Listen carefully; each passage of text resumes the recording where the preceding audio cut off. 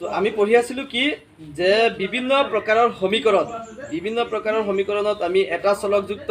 দুটা চলকযুক্ত তিনিটা চলকযুক্তৰ বিষয়ে পাইছোঁ হয়নে তোমালোকে এইফালে মনোযোগ দিবা মই যিখিনি কথা কৈছোঁ এই তিনিটা আমি অলৰেডি বুজালোঁ এতিয়া আমি পঢ়ি আছোঁ এক ঘাত দ্বিঘাত আৰু ত্ৰিঘাত এটা চলকযুক্ত ৰৈখিক সমীকৰণৰ যিটো অনুশীলনী আছে পাঠ আছে তো তাৰ ওপৰত আমি আলোচনা কৰিম তো ইতিমধ্যে তোমালোকক কোৱা হৈছে যে মই বৰ্ডত এটা উদাহৰণ লিখি ৰাখিছোঁ এইটো এটা সমীকৰণ হয় এইটো এটা সমীকৰণ কি সমীকৰণ দুটা চলকযুক্ত ৰৈখিক সমীকৰণ না তোমালোকে কৈছা ইতিমধ্যে কিয়নো তাৰ চলক কেইটা আছে দুটা তো এতিয়া আমি যে পঢ়ি আছোঁ ঘাতৰ বিষয়ে পঢ়ি আছোঁ ঘাত মানে পাৱাৰ মানে ঘাত এই ঘাতটো ক'ত লিখা হয় সমীকৰণটো চলকৰ ওপৰত না চলকবিলাকত এইবিলাকত ঘাত দিয়া হয় এইবিলাকত আৰু এই ঘাতবিলাক সদায় একৰ পৰা আৰম্ভ হৈ বিভিন্ন হ'ব পাৰে যিকোনো স্বাভাৱিক সংখ্যা হ'ব পাৰে গতিকে প্ৰথম কথাটো আমি শিকিম এক ঘাত কাক কয় যিবোৰ সমীকৰণৰ বা যি সমীকৰণৰ চলকৰ সৰ্বোচ্চ ঘাত এক হয় সৰ্বোচ্চ মানে উচ্চতম আটাইতকৈ ডাঙৰ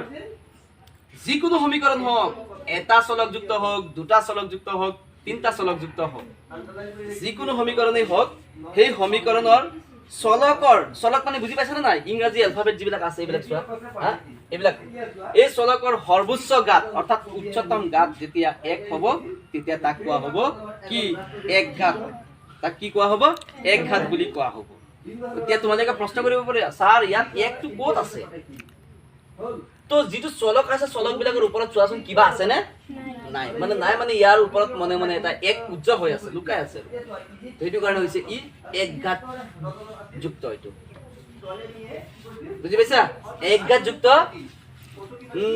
দুটা চলকযুক্ত ৰৈখিক সমীকৰণ হয় তো এইটো আমি শিকিছোঁ এক ঘাত যুক্ত তাৰপিছত শিকিম আমি দ্বিঘাত মানে যি সমীকৰণৰ মানে সমীকৰণ এইটোৱে ল'ব পাৰা তোমালোকৰতো সমীকৰণ লোৱাৰ কোনো হেৰি নাথাকিব বিভিন্ন ধৰণৰ ল'ব পাৰিবা তো মই যিটো লৈছোঁ সেইটোতে ধৰা সেইটোতে এক ঘাত কৈ দিম দ্বিঘাত কৈ দিম ত্ৰিঘাত কৈ দিম এতিয়া ক'ব বিচাৰিছোঁ দ্বিঘাত যি সমীকৰণৰ চলকৰ সৰ্বোচ্চ ঘাত 2 হয় তাক দ্বিঘাত বোলে স্যাৰ 2 তো নাই দি লোৱা এইটো এটা ৰৈখিক সমীকৰণ 4x² + 3y + 9 এই সমীকৰণৰ চলকৰ সৰ্বোচ্চ অৰ্থাৎ উচ্চতম ঘাত কিমান আছে কোনোবাই ক'ব পৰা ছাৰ ইয়াত একো আছে গতিকে এইটো দ্বিঘাতো হ'ব এক ঘাতো হ'ব হয়নে এইটো ভুল ধাৰণা আমাৰ থিওৰিটো এনেকৈ কোৱা নাই আমাক থিওৰিটো এনেকৈ কৈছে যে যি সমীকৰণৰ চলকৰ সৰ্বোচ্চ ঘাত 2 মানে যিকোনো ধৰণৰ সমীকৰণ হওক আটাইতকৈ ডাঙৰ বা উচ্চতম ঘাতটো কিমান 2 তাকে কি বুলি কোৱা হয় দ্বিঘাত হ'ব তো উচ্চতম ঘাত কিমান আছে 2 আছে এতিয়া একটো যে আছে সেইটো ধৰিব নোৱাৰিম নহয় উচ্চতম আগতে এক আছিল কাৰণে এক ঘাত হৈছে এতিয়া উচ্চতম কিমান হৈছে 2 এতিয়া ক'ব পাৰিবা যি সমীকৰণৰ চলকৰ সৰ্বোচ্চ ঘাত 3 হ'ব যিটো সমীকৰণৰ চলকৰ উচ্চতম ঘাত কিমান হ'ব 3 হ'ব তাক ক'ব পাৰিবা ত্ৰিঘাত কিন্তু ইয়াতো দিব পাৰিবা ইচ্ছা তোমালোকৰ কোনোবাই ক'বা নেকি যে এইটো দ্বিঘাতো হ'ব ত্ৰিঘাতো হ'ব নহ'ব ন ডাইৰেক্ট এইটো ত্ৰিঘাতত যাব কাৰণ ডাঙৰ কোনটো আছে সদায় ডাঙৰটোৰ ওপৰত ডিপেণ্ড কৰিব বুজি পাইছাতো গতিকে ইতিমধ্যে তোমালোকে শিকিছা যে এক ঘাত দ্বিঘাত ত্ৰিঘাত যাৰ সৰ্বোচ্চ ঘাত এক ঘাত যাৰ সৰ্বোচ্চ ঘাত 2 দ্বিঘাত যাৰ সৰ্বোচ্চ ঘাত 3 তাক কোৱা হয় ত্ৰিঘাত হ'ব বুজি পাইছা অসুবিধা আছে নাই গতিকে ৰুটছ অফ ইকুৱেশ্যন যে সমীকৰণ এটাত থকা চলকৰ যিবোৰ মান সমীকৰণটোক সিদ্ধ কৰে সমীকৰণৰ বীজ বা মূল কাক কয় যে যিকোনো এটা সমীকৰণত থকা চলকৰ যিবোৰ মানে সমীকৰণটোক সিদ্ধ কৰে অৰ্থাৎ চলকৰ যিবোৰ মানৰ বাবে সমীকৰণটোৰ বাওঁপক্ষৰ মান সোঁপক্ষৰ লগত কি হয় সমান হয় চলকৰ সেইবোৰ মানকে সমীকৰণটোৰ বীজ বা মূল বোলে উদাহৰণস্বৰূপে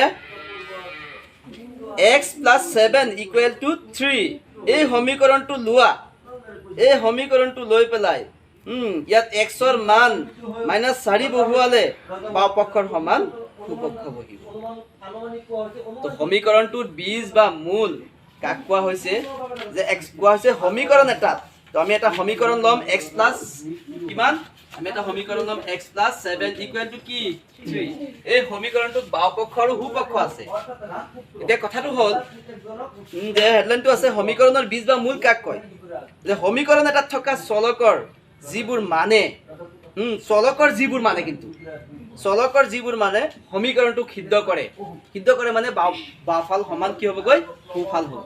তাকে কোৱা হ'ব কি সমীকৰণটোৰ বীজ বা মূল তো সেইমতে উদাহৰণটো লোৱা হৈছে x + 7 = 3 এই সমীকৰণত থকা চলকটোৰ নাম কি x গতিকে x ৰ এনেকুৱা এটা মান লোৱা হ'ব যি মানটো লোৱাৰ লগে লগে বাওফালৰ সমান সোফাল হৈ যাব বুজি পাইছা তে x ৰ মান যদি তোমালোকে যদি লিখা যে x = কিমান -4 হয় x = কিমান হয় -4 হয় দেন মানে তেন্তে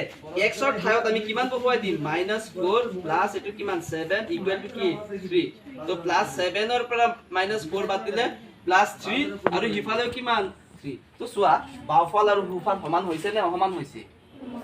তো কাৰ দ্বাৰা সমান হৈছে 4 ৰ দ্বাৰা কি -4 ৰ দ্বাৰা না এটো কাৰ মান লৈছিলু চলকৰ মান লৈছিলু গতিকে যিকোনো সমীকৰণ এটা চলকৰ যি মানৰ দ্বাৰা সমীকৰণ সিদ্ধ হয় বা সমীকৰণটোৰ সমাধান হয় হ্যাঁ সমীকৰণটো সমাধান নহয় সিদ্ধ হয় অৰ্থাৎ বাওফালৰ সমান কি হ'বগৈ সোফাল হ'ব তাক আমি ক'ব পাৰিম যে এটো কি সমীকৰণটোৰ বীজ বা মূল কোৱাচোন সমীকৰণৰ বীজ বা মূল কাক কয় যে সমীকৰণ এটা চলকৰ যি মানৰ দ্বাৰা সমীকৰণটো কি হয় সিদ্ধ হয় তাক কোৱা হয় কি সমীকৰণৰ বীজ বা মূল